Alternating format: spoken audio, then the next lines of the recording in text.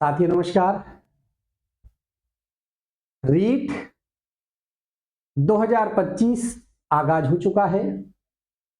Polity के syllabus में जो टॉपिक्स हैं आपको आपके सिलेबस के अकॉर्डिंग दो टॉपिक्स हमने अच्छे से कंप्लीट कर लिए हैं, जिसमें भारतीय संविधान का निर्माण एवं विशेषताएं और दूसरा टॉपिक है प्रस्तावना। इससे रिलेटेड एमसीक्यू और पीवाईक्यू यूट्यूब पर अपलोड है, वीडियो आप देख सकते हैं। तीसरा जो टॉपिक है आपका वो है मूल अधिकार।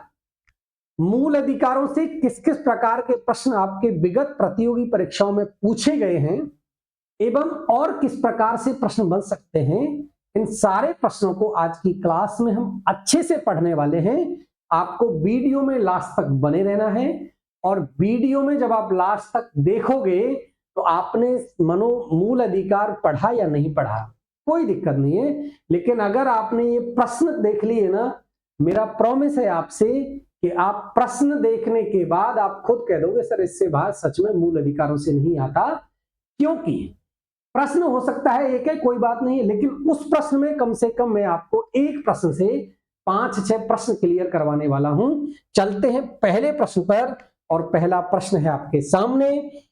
44वें संविधान संशोधन 1978 के पूर्व संपत्ति के अधिकार का उल्लेख भारतीय संविधान के कौन से अनुच्छेद में था? 5 विकल्प आपके सामने हैं, आप देखें 5 विकल्पों में से आपको एक विकल्प का चयन करना है। अनुच्छेद 19, अनुच्छेद 20, अनुच्छेद 31 या अनुच्छेद 22। ऑप्शन नंबर ई। यस, 5 विकल्प ही आने हैं। सबसे पहले संपत्ति के अधिकार पर थोड़ी सी बात कर लें। देखो यहां से जो पहला प्रश्न बनता है वो बनता है कि ये संपत्ति का अधिकार मूल जो संविधान था, अर्थात 26 जनवरी 1950 को जो संविधान लागू किया गया उसमें ये था।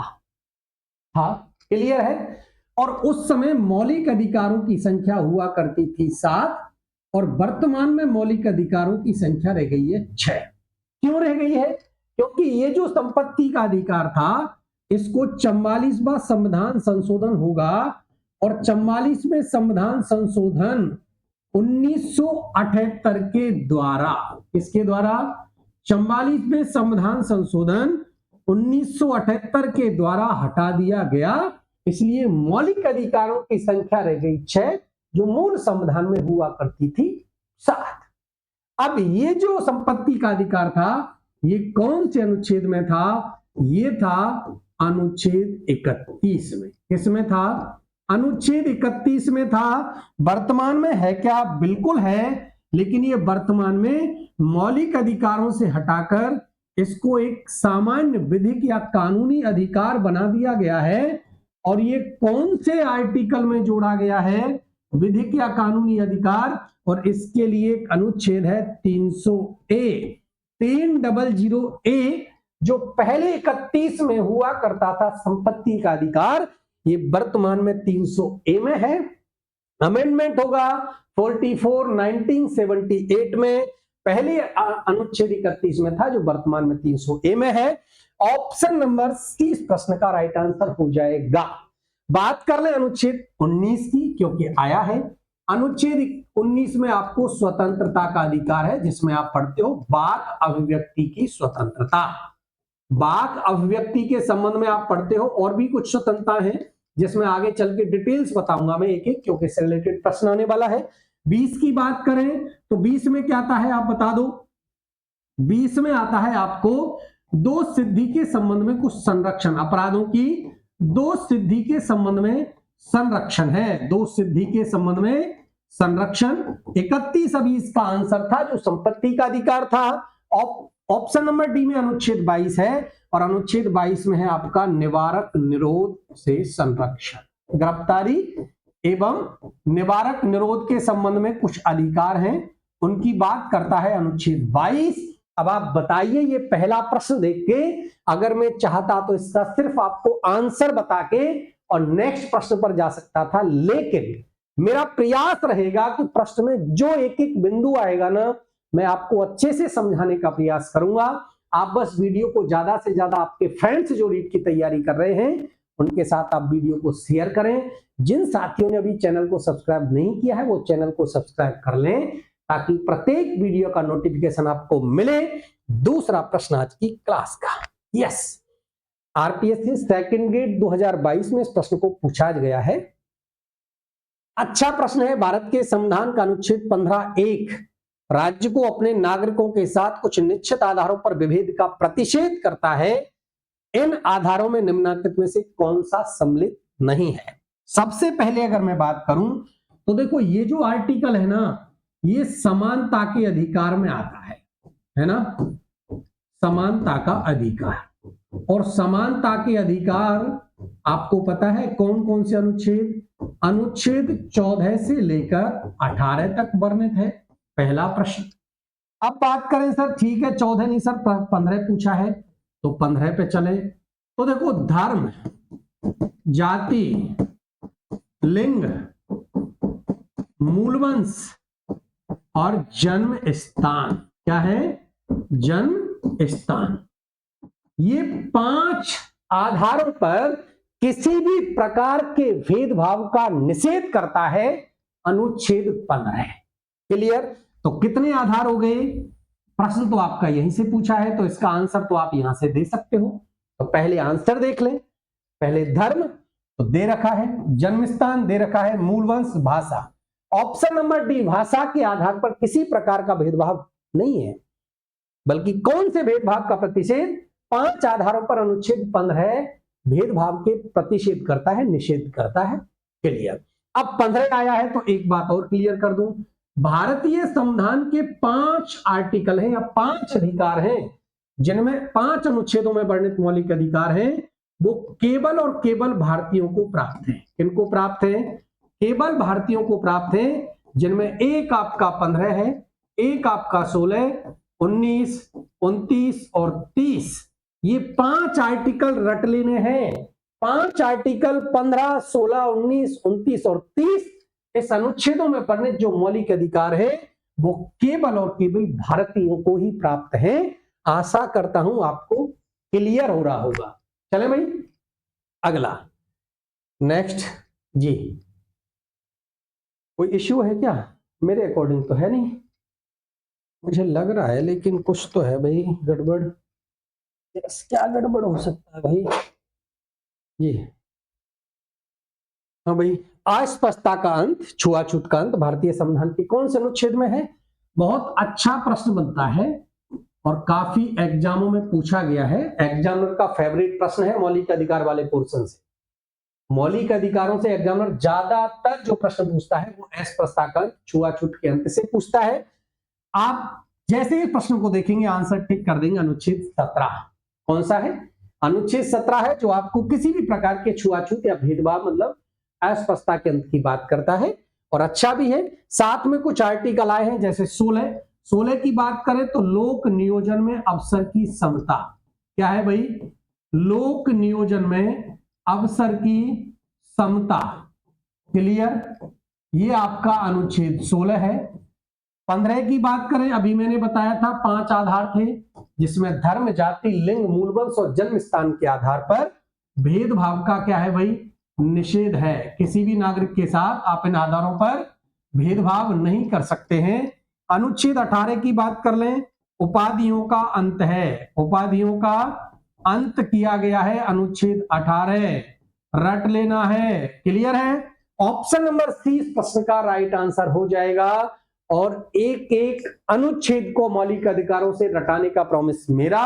वीडियो में लास्ट तक देखें, प्रश्नों का चयन अच्छा है। पीटीआई ग्रेड थर्ड में इस प्रश्न को पूछा जा चुका है, निम्न में से कौन से मौलिक अधिकार को डॉक्टर भीमराव अंबेडकर ने संविधान की आत्मा की संज्ञा दी है? इंपॉर्टेंट है, हालांकि एक एक प्रश्न इंपॉर्टेंट है, एक एक प्रश्न इंपॉर्टेंट है, लेकिन फिर भी जिस पर मैं ज्यादा आपको बताऊं वो ज्यादा पढ़ना है, ध्यान देना है बिल्कुल। अब देखो, बात कर लें डॉक्टर बी आर अंबेडकर ने, यहां से किस किस प्रकार का प्रश्न बनता है। इस प्रश्न का राइट आंसर होने वाला है, अगर देखो अनुच्छेद पूछे ना कि डॉक्टर भीमराव अंबेडकर ने कौन से अनुच्छेद को संविधान की आत्मा की संज्ञा दी, वो अनुच्छेद है 32। 32 में वर्णित क्या है? 32 में है संवैधानिक उपचारों का अधिकार। क्या है? संवैधानिक उपचारों का अधिकार है। ये आपका किस में है? ये आपका है 32 में। क्लियर? ये आपका 32 में है। इस प्रश्न का राइट आंसर होने वाला है ऑप्शन नंबर डी, संवैधानिक उपचारों का अधिकार। अब देखो जो कंफ्यूजन है उसको भी दूर कर लें। अगर संविधान की आत्मा की बात करें, किसकी बात करें? संविधान की आत्मा की बात कर लें, और संविधान की आत्मा की बात इसमें की है, लेकिन अगर एग्जामिनर आपसे डॉक्टर अंबेडकर नहीं कहे, क्या नहीं बोले? डॉक्टर अंबेडकर की नहीं कहे और ठाकुरदास भार्गव की कह दे। किसकी कह दे? ठाकुरदास भार्गव की कह दे। क्लियर? तो आपका आंसर होने वाला है प्रस्तावना। क्या होने वाला है? प्रस्तावना। या कैसे प्रश्न और आ सकता है? सपोज करो प्रश्न आ जाए, निम्न में से संविधान की आत्मा है प्रस्तावना, नीति निर्देशक तत्व, मूल कर्तव्य, या और कुछ ऑप्शन दे दे जो भी है। तो आपका आंसर प्रस्तावना अगर उसमें हो, आप आंसर प्रस्तावना भी करके आओगे, क्योंकि अगर अनुच्छेद 32 ऑप्शन में नहीं है तो आपका आंसर प्रस्तावना है। दोनों को ही आत्मा की संज्ञा दी है। अगर पर्टिकुलर नाम लेके प्रश्न पूछे एग्जामिनर कि डॉक्टर बी आर अंबेडकर ने आत्मा की संज्ञा किसको दी है, आपका आंसर होगा अनुच्छेद पूछे अनुच्छेद 32, और ऐसे दे दे अधिकारों को संवैधानिक उपचारों का अधिकार। और अगर ठाकुरदास भार्गव के अनुसार संविधान की आत्मा की बात करें एग्जामिनर, आपका आंसर प्रस्तावना होने वाला है। क्लियर? समानता का अधिकार अनुच्छेद 14 से लेकर 18, बार बार बता रहा हूं, आपको बस इस वीडियो को लास्ट तक देखना है। और एक भी प्रश्न मैं कह रहा हूं मौलिक अधिकार आपकी उंगलियों पर रखने वाले हैं, बेफिक्र रहें। संपत्ति के अधिकार की अभी हमने बात की थी, अनुच्छेद 31 में वर्णित था, लेकिन 44वां संविधान संशोधन होगा 1978 में और ये हट जाएगा। और वर्तमान में कहां पर है? वर्तमान में 300A में है। धार्मिक स्वतंत्रता की बात करें, अनुच्छेद 25 से लेकर 28, भारतीय संविधान के अनुच्छेद 25 से लेकर अनुच्छेद 28, इन 4 आर्टिकल्स में 25, 26, 27, 28 में धार्मिक स्वतंत्रता के अधिकार का वर्णन है। इस प्रश्न का right answer option number D लगाओ। चलें भाई अगला। यस, भारतीय नागरिकों को प्रदान किए गए मौलिक अधिकारों को, एक मिनट, भारतीय संविधान को प्रदान किए गए मौलिक अधिकारों को निलंबित किया जा सकता है या निलंबित नहीं किया जा सकता है। 5 विकल्प आपके सामने हैं, आप पांचों विकल्पों का देखें। 5 विकल्पों में से किसी एक विकल्प का आपको चयन करना है। यस, भारतीय नागरिकों को प्रदान किए गए मूल अधिकारों को निलंबित किया जा सकता है, निलंबित नहीं किया जा सकता है। केवल एक सही है, केवल 2 सही है, एक व दोनों में से कोई नहीं है। ऑप्शन नंबर ही अच्छा प्रश्न है। कैसे अच्छा है वो मैं बता दूं आपको। पता नहीं क्यों लाइट किसकी है भाई, पड़ तो रही है, किसी ना किसी का फोक्स है भाई लाइट का, पता नहीं क्यों है जी। देखिए बात की गई है मौलिक अधिकारों की। मौलिक अधिकारों का निलंबन किया जा सकता है या नहीं किया जा सकता? तो देखो, मौलिक अधिकार एक तो न्यायालय में प्रवर्तनीय है या नहीं है? आपका आंसर होगा सर न्यायालय में प्रवर्तनीय है। प्रवर्तनीय का मतलब क्या होता है? प्रवर्तनीय का मतलब होता है कि अगर आपके मौलिक अधिकारों का हनन होता है तो आप न्यायालय की शरण ले सकते हैं। और अनुच्छेद 32 में प्रदत्त शक्ति का प्रयोग करेगा सुप्रीम कोर्ट। कौन सा? Supreme court. और अनुच्छेद 226 में प्रदत्त शक्ति का प्रयोग करेगा आपका हाई कोर्ट। इन 2 आर्टिकल्स में रिट की प्रावधान है, लेकिन दोनों में अलग अलग कंडीशन है। अनुच्छेद 32 सुप्रीम कोर्ट के द्वारा रिट जारी की जाती है और अनुच्छेद 226 हाई कोर्ट रिट जारी करता है। देखिए कितने प्रश्न बन गए। क्लियर है ना? इतने प्रश्न बन गए। अब इस आर्टिकल का अनुच्छेद 32 से क्या था, लेकिन बताऊंगा क्या था। अनुच्छेद 32 के द्वारा ही आपके मौलिक अधिकारों की क्या करेगा? अगर हनन हो रहा है तो निलंबित कर दिए, सपोज करो, तो निलंबन से मतलब है या नहीं? अब निलंबन कब हो सकता है? तो देखिए, निलंबन किया जा सकता है आपातकाल। पढ़ते हो आपातकाल, और आपातकाल के आर्टिकल हैं 3, अनुच्छेद 352, अनुच्छेद 356 और अनुच्छेद 360, ये 3 आपातकाल हैं, जिसमें पहला आपातकाल है अनुच्छेद 352 और ये आपातकाल है आपका किससे? सशस्त्र विद्रोह। पहले आंतरिक अशांति हुआ करता था, बाह्य आक्रमण या सशस्त्र विद्रोह के आधार पर राष्ट्रपति आपातकाल लगा सकता है संपूर्ण देश में। 356 के द्वारा अगर राज्यों में संवैधानिक तंत्र विफल है तो राष्ट्रपति राज्यपाल के उस पर राष्ट्रपति शासन लग जाएगा। 360 में बात की गई है वित्तीय आपातकाल की, लेकिन निलंबन से आपको एक आर्टिकल रटना है। अनुच्छेद 359 कहता है कि यदि 352 में प्रदत्त शक्ति का प्रयोग करते हुए आंतरिक शक्ति और सशस्त्र विद्रोह के आधार पर मौलिक अधिकारों का निलंबन किया जा सकता है। क्लियर है? इसका मतलब निलंबित किया जा सकता है। ऑप्शन नंबर ए इस प्रश्न का राइट आंसर हो जाएगा। ठीक है भाई, मौलिक अधिकार आपको प्रदत्त हैं, नैसर्गिक हैं, उनको आपसे कोई छीन नहीं सकता, ये बात बिल्कुल सत्य है। और अगर किसी प्रकार का आपके मौलिक अधिकारों का हनन हो रहा है तो आप कहां जाओगे? आप न्यायालय का दरवाजा खटखटाओगे। लेकिन अनुच्छेद 359 कहता है कि यदि 352 में प्रदत्त शक्ति का प्रयोग करते हुए राष्ट्रपति सशस्त्र विद्रोह और बाह्य आक्रमण के आधार पर आपातकाल की घोषणा कर दे तो आपके मौलिक अधिकार निलंबित हो जाते हैं। Option number A. अगला प्रश्न भाई जी, यस, अच्छा प्रश्न है। निम्न युग में से कौन सा सही सुमेलित नहीं है? 5 विकल्प हैं, आपको देखना है कौन सा सही सुमेलित नहीं है। मानव के दुर्व्यापार तथा बलात् श्रम का प्रच्छेद, बलात् श्रम है ना, अल्पसंख्यकों वर्गों के हितों का संरक्षण, संवैधानिक उपचारों का अधिकार, शिक्षण संस्थाओं की स्थापना तथा प्रशासन करने का अधिकार। देखो, मानव के दुर्व्यापार बलात् श्रम का प्रतिषेध, जिसमें आप बेगार प्रथा पढ़ते हो, जिसमें आप मानव की खरीद फरोख्त पढ़ते हो कि मानव का भाई खरीद बेचान हो रहा है, ये तो गलत है ना, ये तो मौलिक अधिकारों का हनन है। और इस सब पर प्रतिषेध रोक लगाता है आपका अनुच्छेद 23। कौन सा है? 23। जब आप आर्टिकल पढ़ोगे शोषण के विरुद्ध अधिकार, और शोषण के विरुद्ध अधिकार में 2 अनुच्छेद हैं, जिसमें पहला अनुच्छेद है अनुच्छेद 23, जिसमें स्पष्ट रूप से वर्णित है वैश्यावृत्ति पर रोक, वैश्यावृत्ति का प्रतिषेध, बलात् श्रम का प्रतिषेध। कोई आदमी आपसे जबरन बेगार नहीं करवा सकता, अगर आपसे काम करवा रहा है तो उसको पारिश्रमिक देना पड़ेगा। इन सब का प्रतिषेध निषेध करता है अनुच्छेद 23, ये तो सही है। अल्पसंख्यक वर्गों के हितों का संरक्षण, आपको मैंने 2 आर्टिकल पढ़ाए थे, अनुच्छेद 29 और अनुच्छेद 30। इन दोनों में आपको शिक्षा एवं संस्कृति का अधिकार है और ये अल्पसंख्यकों के वर्गों के हितों के संरक्षण के संबंध में है।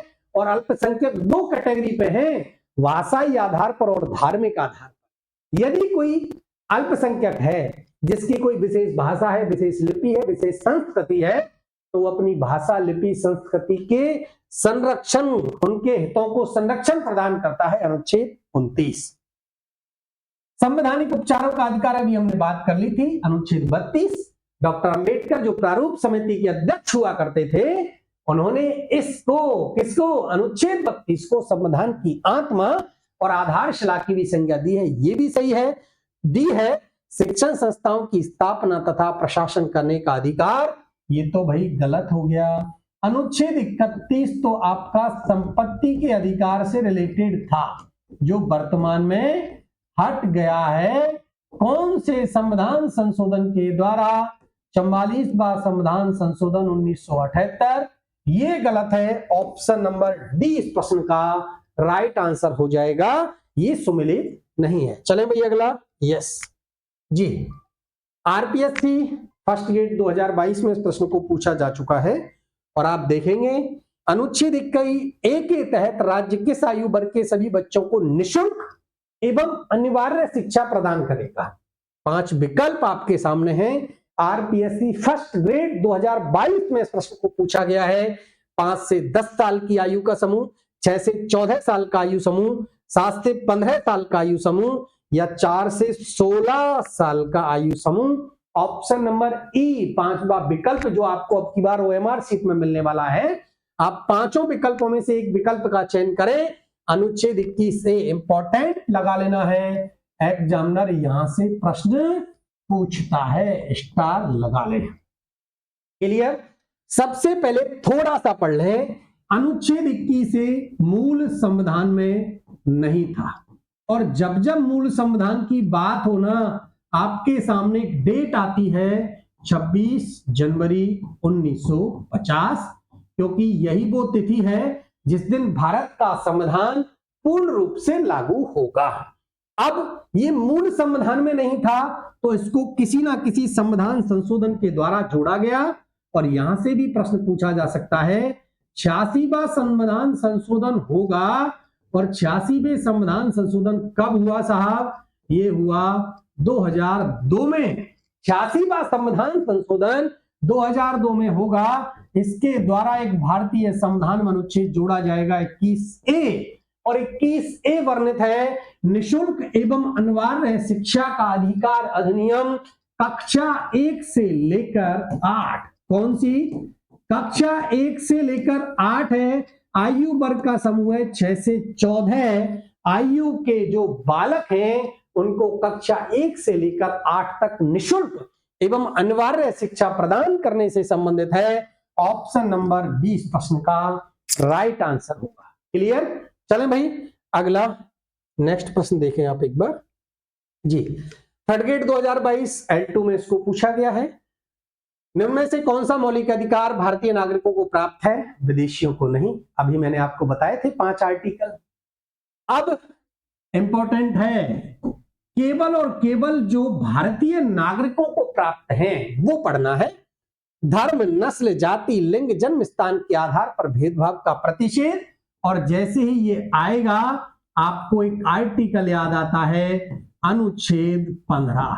कौन सा भाई? अनुच्छेद 15। कानून के समक्ष समानता अर्थात विधि के समक्ष समानता की बात की गई है, और ये आर्टिकल है आपका अनुच्छेद 14। कौन सा है? 14। प्रारंभिक शिक्षा का अधिकार अभी मैंने आपको बताया था, अनुच्छेद 21A। कौन सा है? 21A। धार्मिक मामलों के प्रबंधन की स्वतंत्रता, धार्मिक मामलों के प्रबंधन की स्वतंत्रता, अनुच्छेद कौन सा है भाई? अनुच्छेद है 28, वो सॉरी 26। कौन सा है? 26। धार्मिक मामलों का प्रबंधन आपका अनुच्छेद 26। 28 में धार्मिक संस्थाओं में प्रवेश है। अब ये तो हमने एक बार आर्टिकल देखे, अब एग्जामिनर ने आर्टिकल नहीं पूछा साहब, एग्जामिनर ने पूछा है कि कौन सा मौलिक अधिकार ऐसा है जो केवल भारतीयों को प्राप्त है। कौन सा है भाई? आपको मैंने 5 आर्टिकल बताए थे, अनुच्छेद 15, अनुच्छेद 16, अनुच्छेद 19, अनुच्छेद 29 और अनुच्छेद 30। ये 5 आर्टिकल हैं जो केवल और केवल भारतीयों को प्राप्त हैं। अब इनमें से देखिए कौन सा आर्टिकल है? ऑप्शन नंबर ए 15 जो आर्टिकल है ये विदेशियों को नहीं मिलता। विदेशियों के साथ आप भेदभाव कर सकते हो इसका मतलब, लेकिन भारतीयों के साथ आप धर्म, जाति, लिंग, मूल वंश, जन्म स्थान, इन 5 आधारों पर किसी प्रकार का भेदभाव नहीं कर सकते। अगला प्रश्न आप देखें एक बार। यस, उपाधियों का अंत किस मौलिक अधिकार का हिस्सा है? जैसे ही उपाधियों का अंत आप ये पढ़ते हो, आपके जहन में एक अनुच्छेद घूमता है और वो अनुच्छेद है 18। कौन सा है? 18।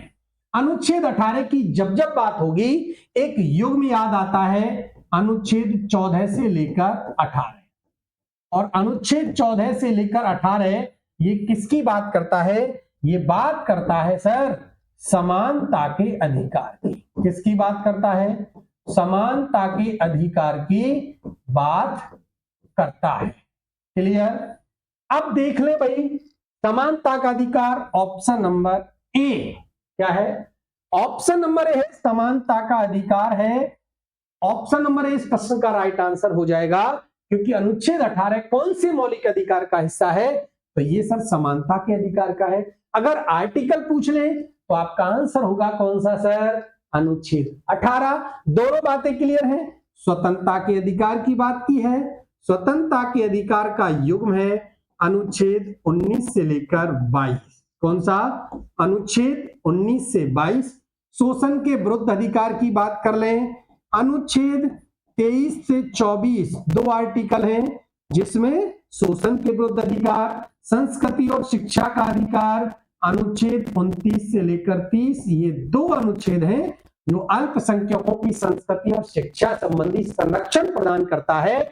ऑप्शन नंबर ए इस प्रश्न का राइट आंसर समानता का अधिकार। अगला प्रश्न है, भारत में लैंगिक अपराधों से बालकों का संरक्षण का अधिनियम कब बनाया गया?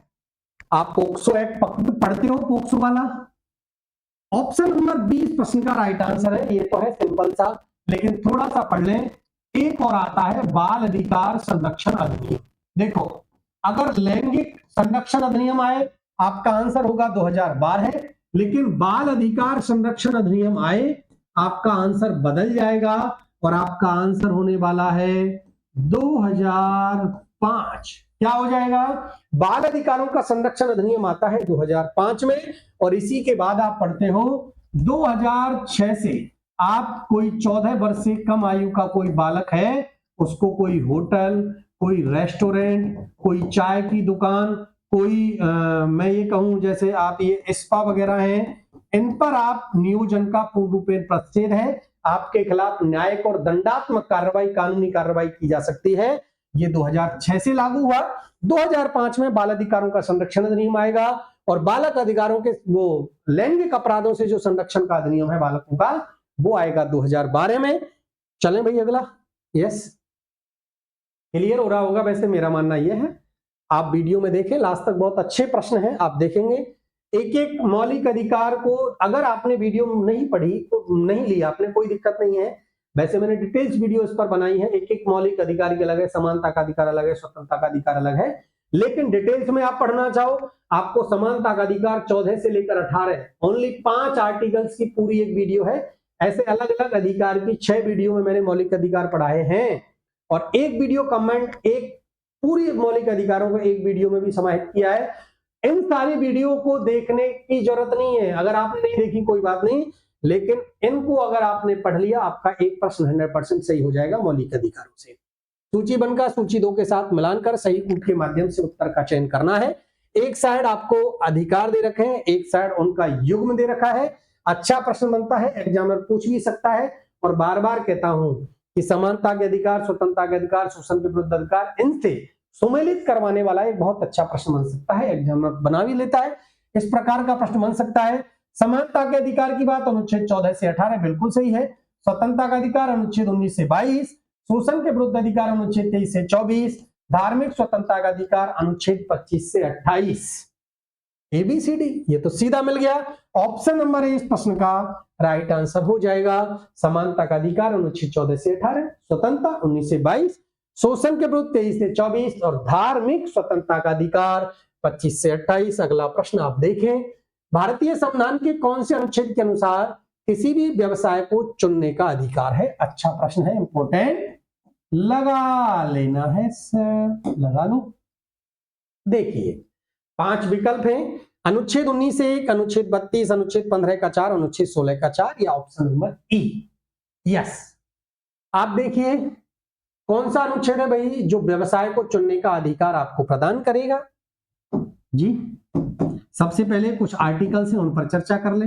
देखो अनुच्छेद 19 है, ये आपका वाक अभिव्यक्ति की स्वतंत्रता के संबंध में अधिकार। 6 प्रकार की स्वतंत्रताएं प्रदान की गई। कितने प्रकार की? 6 की।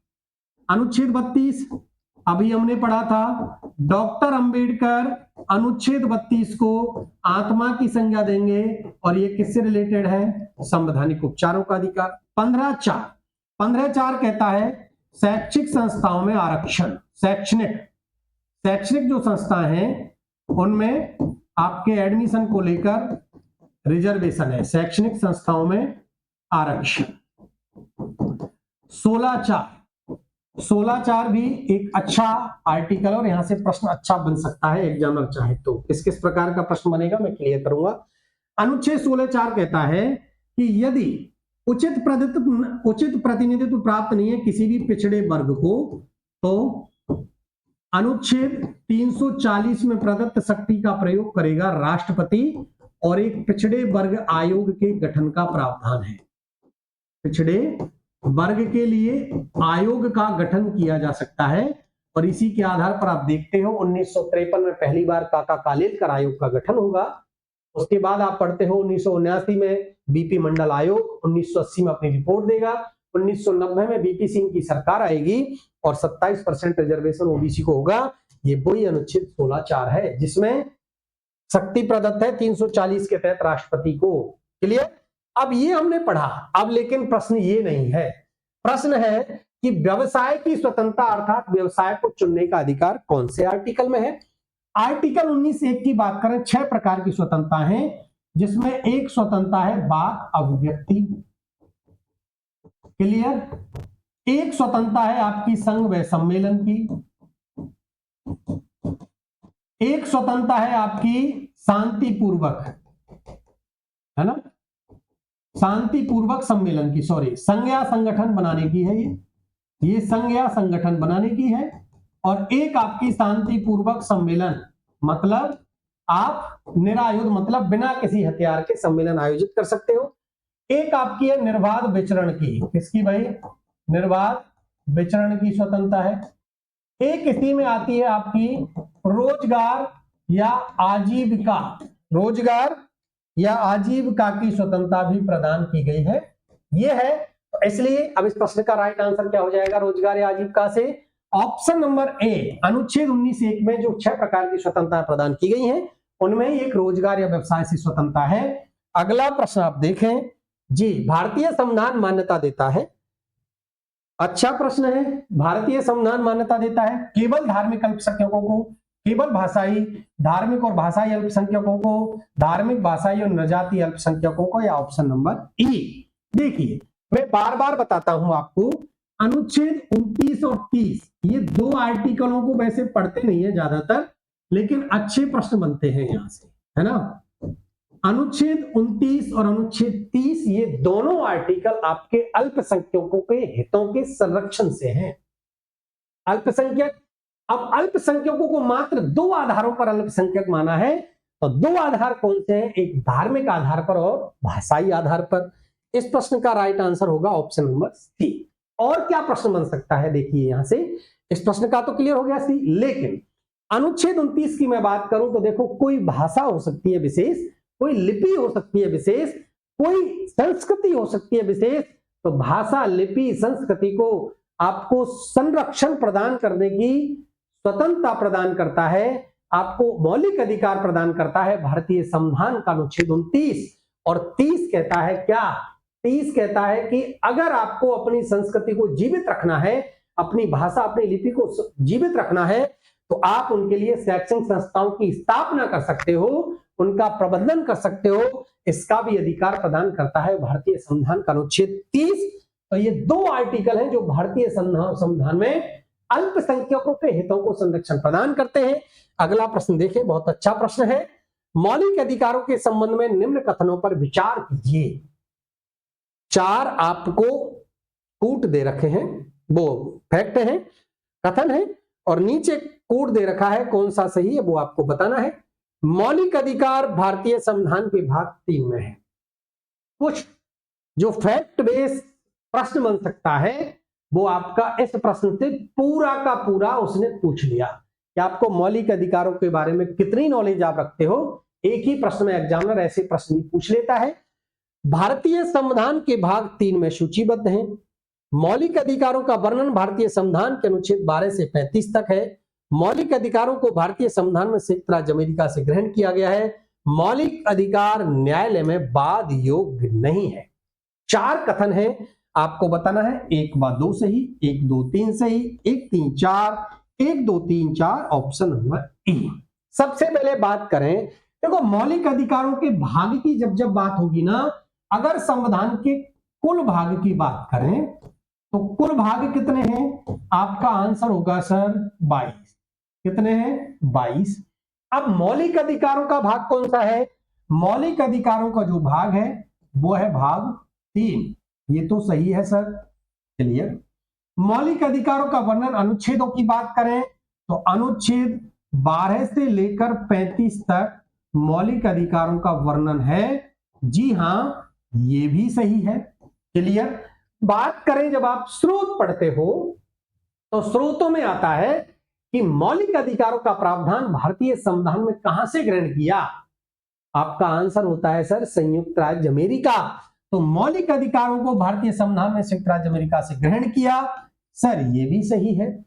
चौथा जो वो है कथन, मौलिक अधिकार न्यायालय में वाद योग्य नहीं है, ये गलत हो जाएगा, क्योंकि मौलिक अधिकार न्यायालय में वाद योग्य हैं, प्रवर्तनीय हैं। मौलिक अधिकारों के उल्लंघन होने की दशा में क्या किया जा सकता है, मौलिक अधिकारों के उल्लंघन होने की दशा में आप न्यायालय की शरण ले सकते हो। और अनुच्छेद 32 कौन सा है, अनुच्छेद 32 में प्रदत्त शक्ति का प्रयोग सुप्रीम कोर्ट करेगा और हाई कोर्ट को भी न्यायालय को वो अनुच्छेद 226 के तहत भी वो है हाई कोर्ट को, तो ये कुछ ये रिट जारी कर सकता है, अर्थात न्यायालय में प्रवर्तनीय है, वाद योग्य है, ये गलत हो जाएगा। 1 2 3 ऑप्शन नंबर 20 प्रश्न का राइट आंसर होने वाला है, क्लियर है। चलें भाई, अगला प्रश्न आपके सामने है। अगला प्रश्न देखें, निम्नलिखित को सुमेलित कीजिए। जूनियर लीगल ऑफिसर 2023 में इस प्रश्न को पूछा जा चुका है। 4 आपको आर्टिकल्स दे रखे हैं। राज्य, सेना या विद्या संबंधी सम्मान के अतिरिक्त कोई उपाधि प्रदान नहीं करेगा। एक आपका आर्टिकल है 16(3), राज्य द्वारा निवास के आधार पर सेवाओं या नौकरियों में विभेद है। अनुच्छेद 16(4) है विधि के समक्ष समानता।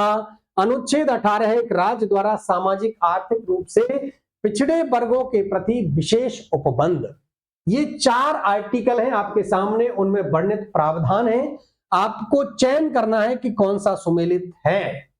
अनुच्छेद 14 की बात करें सबसे पहले, अनुच्छेद 14 आता है, देखो समानता का जब आप अधिकार पढ़ते हो तो उसमें अनुच्छेद 14 से लेकर 18, और जिसमें अनुच्छेद 14 की बात करें तो अनुच्छेद 14 कहता है विधि के समक्ष समानता।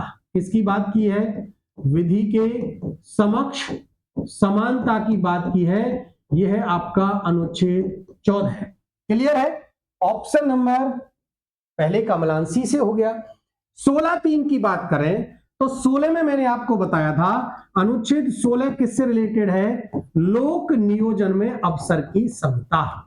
लोक नियोजन मतलब सरकारी नौकरियों में आपको समान अवसर प्रदान करने हैं, इसको कहता है अनुच्छेद 16। लेकिन यह बात कर रहा है 16(3) की। 16(3) क्या कहता है, 16(3) कहता है कि राज्य द्वारा निवास के आधार पर, ऑप्शन नंबर बी निवास।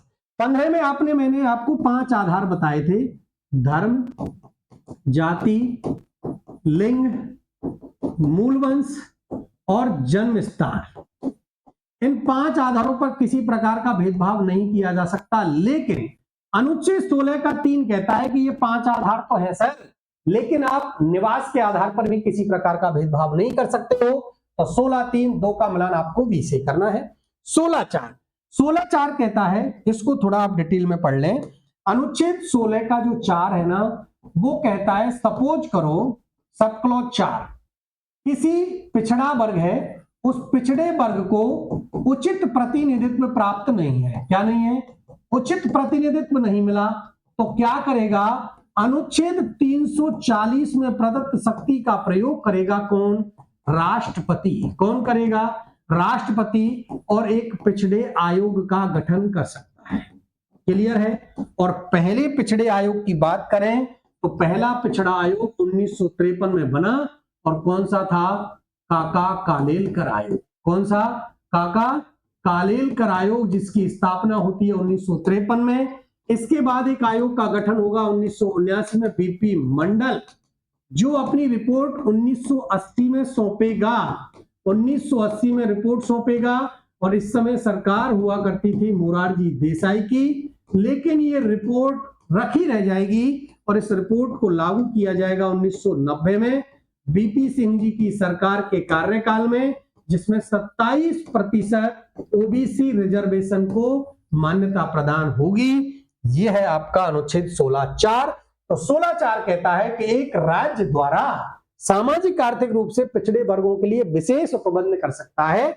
इसके बाद अनुच्छेद 18 में उपाधियों का अंत है। 2 का मिलान के लिए कि आप सेना और विद्या, वैसे उपाधि का अंत है लेकिन आप सैन्य और एक शिक्षा, 2 मामलों में विद्या संबंधी और सेना संबंधी उपाधि प्राप्त कर सकते हो। अनुच्छेद 18, 4 का मिलान आप ए से करेंगे। अब आप देखें, पहले का मिलान आपको सी से करना है। किसमें? इसमें तो है, ये तो गलत, ये गलत, ये 2 तो गलत हो गए। इसमें सी, इसमें सी, चलो ठीक है।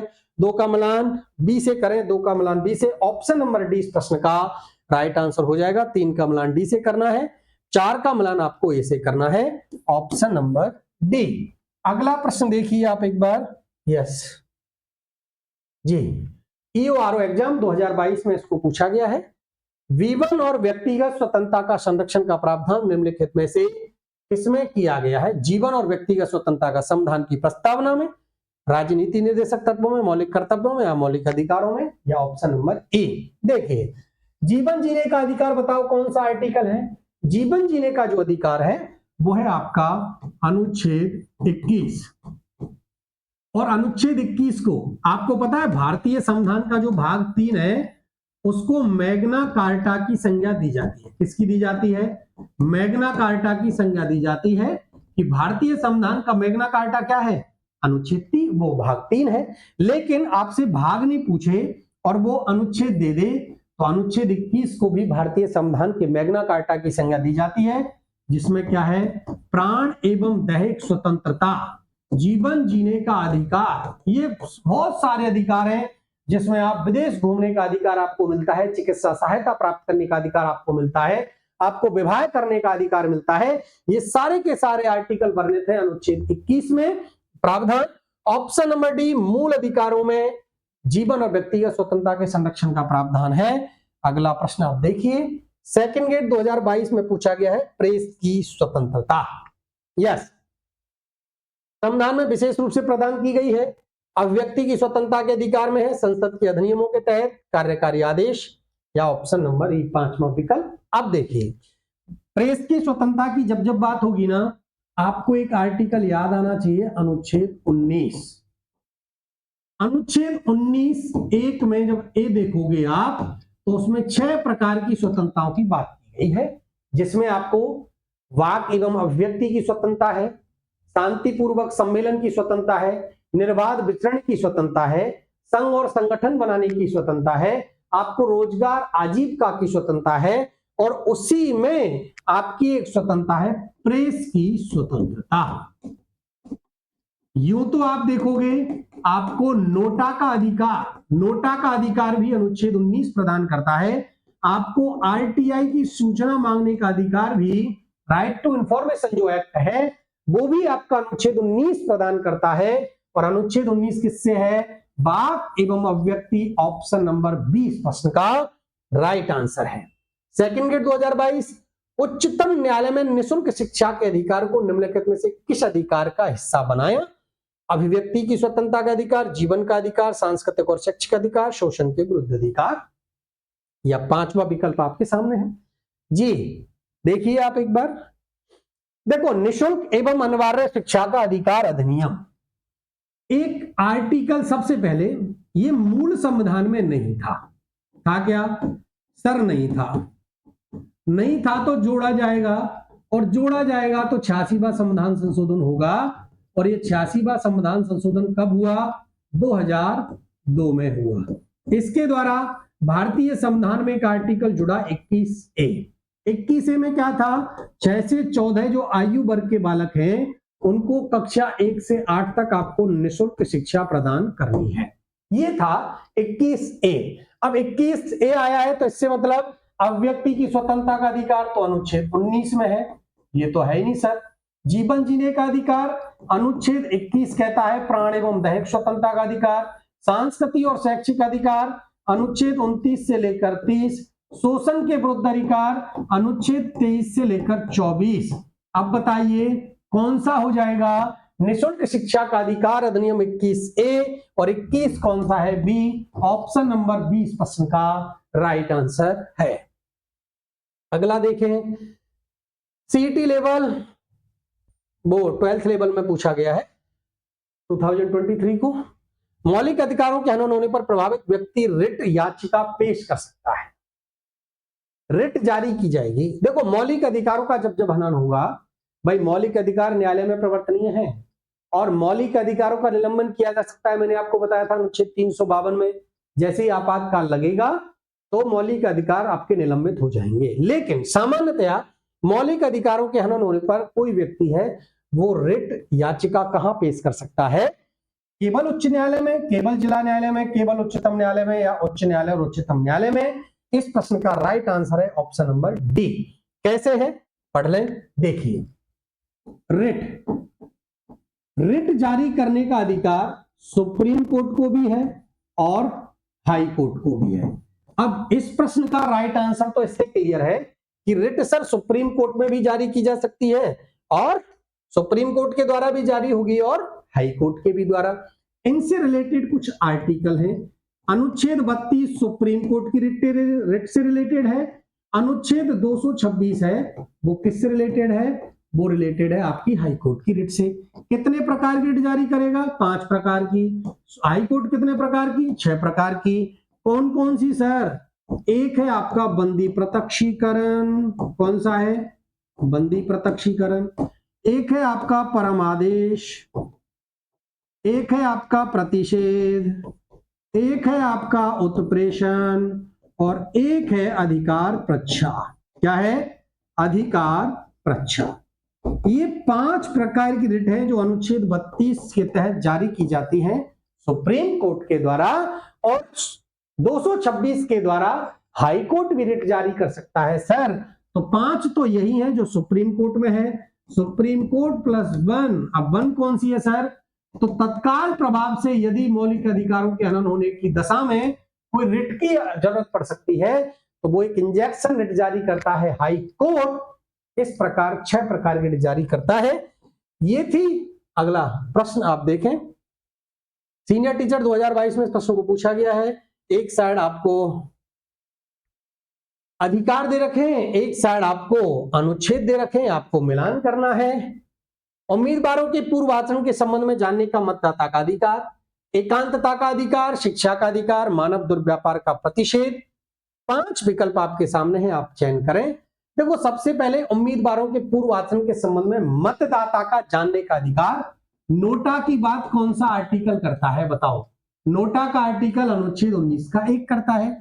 एकांतता का अधिकार, जब आप जीवन जीने का अधिकार पढ़ते हो ना तो उसमें बहुत सारे ऐसे अधिकार हैं जिसमें मैंने अभी बताया था आपको, चिकित्सा सहायता, विदेश आप घूमने जा रहे हो, आपको विवाह करने का अधिकार, आपको एकांतता का अधिकार। अनुच्छेद 21 ऑप्शन नंबर वी का 3 से मिलान करेंगे।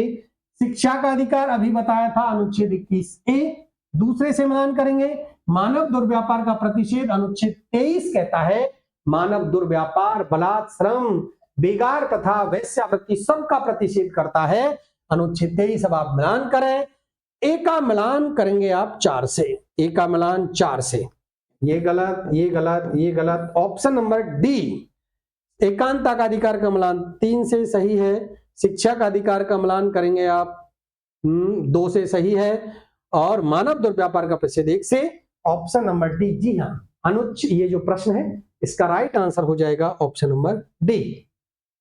आज की क्लास में मेरा प्रयास था कि बहुत अच्छे प्रश्न मेरे हिसाब से तो लेकर आया हूं और उनको सॉल्व भी बहुत ही अच्छी तरीके से मेरे द्वारा जो मैं अपना 100% दे सकता था उसके अकॉर्डिंग मैंने देने का प्रयास किया है। अब आपको मुझे बताना है कि ये क्लास कैसी लगी आपको अच्छी लगी तो आप जरूर लाइक करें, शेयर करें, सब्सक्राइब करें चैनल को और अपने फ्रेंड्स जो नीट की तैयारी कर रहे हैं या और अदर भी एग्जाम्स की तैयारी कर रहे हैं, क्योंकि पॉलिटी तो वो पार्ट है जो आप किसी भी एग्जाम्स की तैयारी क्यों ना कर रहे हो, आपके लिए ये क्लास बहुत इंपॉर्टेंट रहेगी। ज्यादा से ज्यादा संख्या में आप इस वीडियो को शेयर करेंगे अपने फ्रेंड्स के साथ।